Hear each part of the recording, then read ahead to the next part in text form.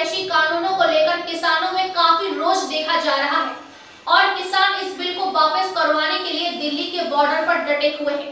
आज किसानों को बैठे हुए 84 दिन बीत चुके हैं, लेकिन केंद्र सरकार के कानों में जू तक नहीं रेंग रही है।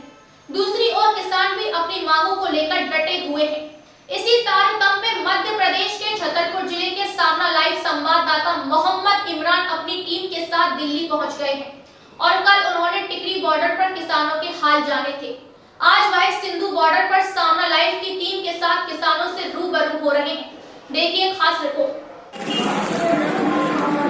क्या नाम है बेटा आपका, कहाँ से आए हुए हैं आप? मेरा नाम जपनीत कौर है जी। मैं पानीपत हरियाणा से आई हूँ। जी जी जी जी। तो किस तरीके का आप प्रदर्शन में शामिल होने आए हुए हैं? मम्मी पापा भी आए हुए हैं आप लोगों के? जी जी, हम सब आए हुए हैं। तो क्या कहना चाहते हैं जो कानून पास किए हुए हैं केंद्र सरकार ने, मोदी सरकार ने, उसके बारे में क्या कहना चाहते हैं आप लोग? वो कानून तो अब देखिए वो अपना प्रॉफिट चाहते हैं, वो दूसरा का प्रॉफिट नहीं चाहते।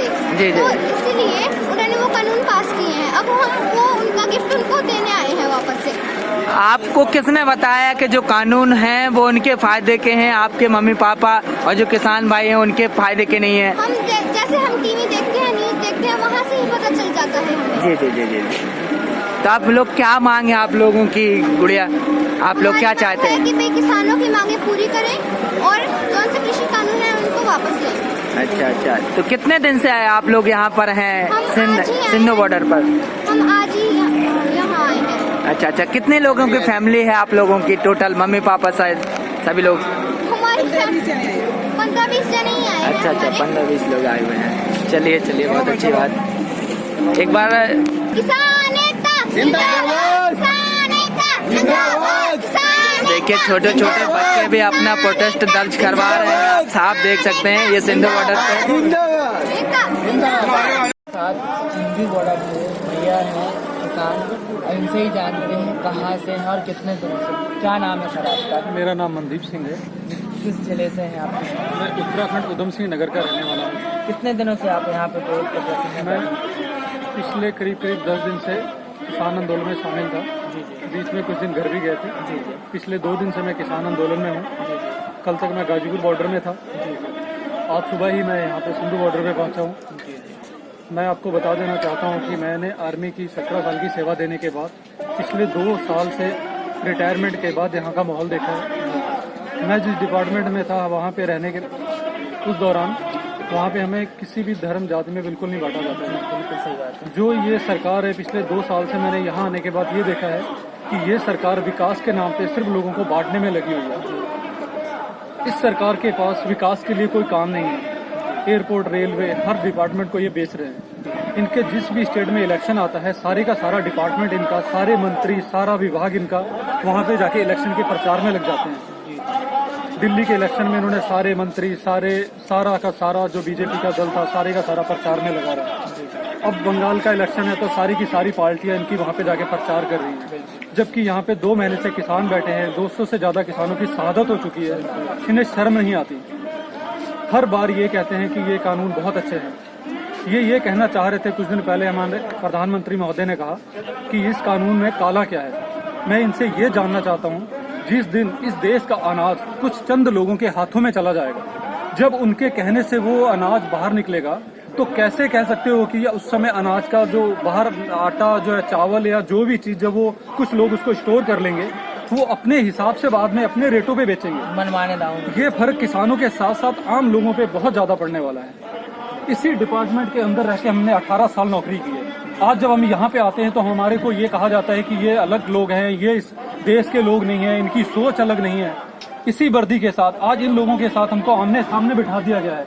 ये हालत देखिए आप सामने के, ये पूरा बॉर्डर बना दिया गया है। मैंने कन्याकुमारी से लेकर श्रीनगर तक हर एक बॉर्डर को देखा है, लेकिन इस तरीके का बॉर्डर तो बाघा बॉर्डर में जाके देखिए आप, वहाँ भी ये हालत नहीं है। हमारे लोगों को हमारा दुश्मन बना दिया गया है। इनमें से कोई भी एक बंदा, किसी विधायक, किसी एमपी, किसी एमएलए, किसी बड़े बिजनेसमैन, कारपोरेट घराने का कोई बच्चा यहाँ नौकरियां नहीं कर रहा। ये आम किसानों के बच्चे हैं, आम परिवारों के बच्चे हैं। और यहाँ जो बैठा है कोई बड़ा आदमी नहीं है। इन लोगों ने आपस में लड़ा के हिंदू, मुस्लिम, सिख, ईसाई, बस इनको ये आता है। ये बहुत ही नीच और बहुत ही घटिया पार्टी है। इनको सिर्फ अपने घराने भरने से मतलब है। बड़े बड़े जो कॉन्ट्रैक्ट कर रहे हैं बीजेपी अपने बहुत ही करीबी। ये आई कार्ड हर किसी व्यक्ति को नहीं मिलता है। ये जो आई कार्ड है ना, ये रिटायर होने के बाद एक्स फौजी को ही दिया जाता है। ठीक है, ये एक्स फौजी हूँ मैंने अपने डिपार्टमेंट को 17 साल दिए। कैसे इनको अगर मान लो कि मैं घोषित कर दिया और खालिस्तानी घोषित कर दिया, कैसे? मैं अभी गाजीपुर बॉर्डर से जब दिल्ली आ रहा था तो हमको ही रोका जा रहा था कि तुम कहाँ जा रहे हो, जब अपने ही देश में हमें आने के लिए इतना मुश्किल हो रही है। अगर आपको लग रहा है कि मैं खालिस्तानी हूँ, जब मैं कन्याकुमारी से लेकर श्रीनगर ड्यूटी करता था तो मैं बहुत अच्छा देश का नागरिक था, मैं बहुत अच्छा सैनिक था। हम सम्मान जैसे व्यक्ति थे। आज जब हम अपना हक मांगने आ गए तो हम यहाँ पे खालिस्तानी हो गए, हमें अलग देखना शुरू कर दिया इन लोगों ने। मैं तो टकैत साहब का धन्यवाद करता हूँ जो जिसने हमारी कौम को इतनी बड़ी इज्जत दी है। इन्होंने तो हमें मतलब अलग ही करके रख दिया था। और उनका कहना ये भी है कि जो पैसा आ रहा है वो पाकिस्तान से आ रहा है, विदेशों से आ रहा है, फंड इकट्ठा करा जा रहा है, लोगों को भड़काया जा रहा है, किसानों का ऐसे आरोप लगाए जा रहे हैं आप लोगों के आरोप पर। तो इस बारे में क्या कहना चाहेंगे आप?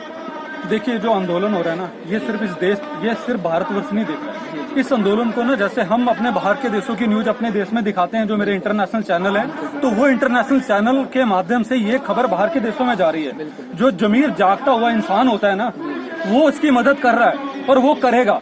वो मोदी जी के कहने से रुकने वाला नहीं है। मैं आपको बता दूं, खालसा एड, जिसके बारे यहाँ की हमेशा मीडिया कहती है कि वो बहुत खराब काम करते हैं, खालसा एड की हकीकत जान के देखिए।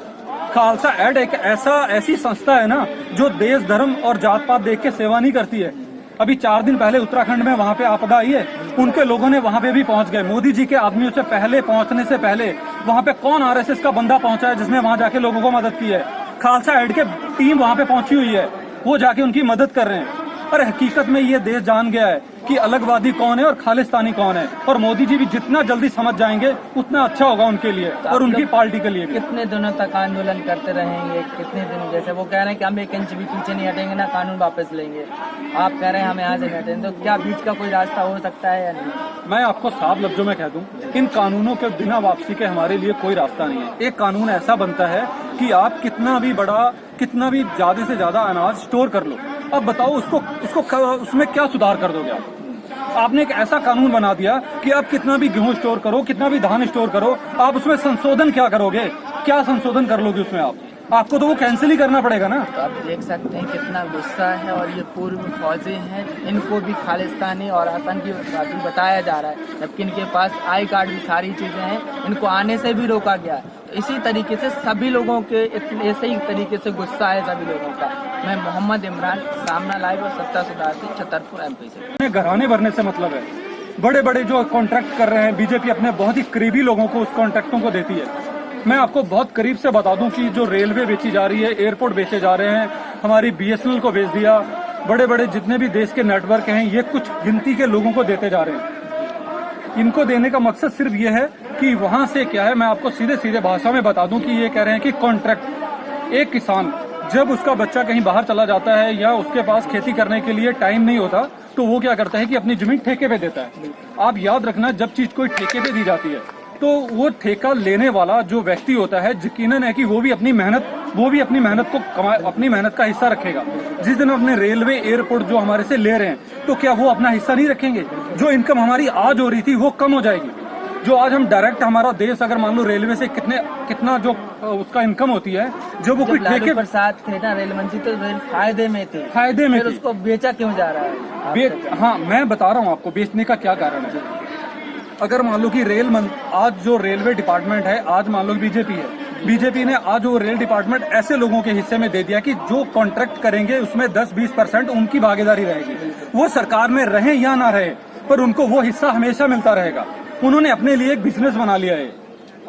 ये पार्टी मतलब इनको देश के विकास से कोई लेना देना नहीं है, इनको सिर्फ लोगों को गुमराह करना है और आपस में लड़ाना है। लेकिन बीजेपी के जैसे अपने प्रधानमंत्री जी हैं, मुख्यमंत्री जी हैं और भी अन्य लोग हैं, सांसद बता कि वो यही कह रहे हैं कि ये कानून किसानों की आय दुगनी करेंगे, किसानों के घरानों को फायदा पहुंचाएंगे। तो फिर आप लोग उनकी बात क्यों नहीं मानते?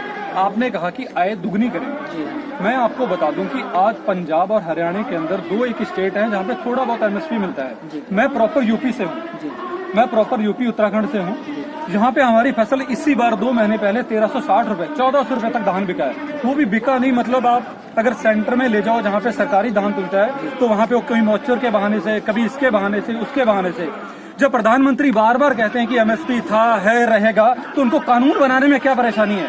वो कानून बना देना। जब उनको लग रहा है कि एमएसपी है, मिल रही है, तो कानून बना दें। जो उसको एमएसपी से ऊपर अगर मान लो कि कम खरीदेगा तो वो गुनाहगार होगा ना। तो एमएसपी खाली कहने से नहीं होगी ना। मोदी जी तो बहुत कहते हैं, मोदी जी तो ये भी कहते हैं कि मैं वो कर दूंगा, सबको अमीर बना दूंगा, सबकी आय दुगनी कर दूंगा। वो सिर्फ कहते हैं, वो कुछ करते नहीं है, क्योंकि लोगों को गुमराह करना उनका पेशा बन गया है। बीजेपी के जो नेता हैं, विधायक, सांसद, उनका ये भी आरोप है यहाँ पे खालिस्तानी लोग हैं, यहाँ पे गुंडे लोग हैं, यहाँ पे किसान है ही नहीं, यहाँ पे खरीद के लाए गए हुए लोग हैं। तो इस बारे में आप क्या कहना चाहते हैं? आरोप लगा रहे हैं। मैं आपको दिखाता हूँ, मेरे पास ये आई कार्ड है। ये आई कार्ड हर किसी व्यक्ति को नहीं मिलता है।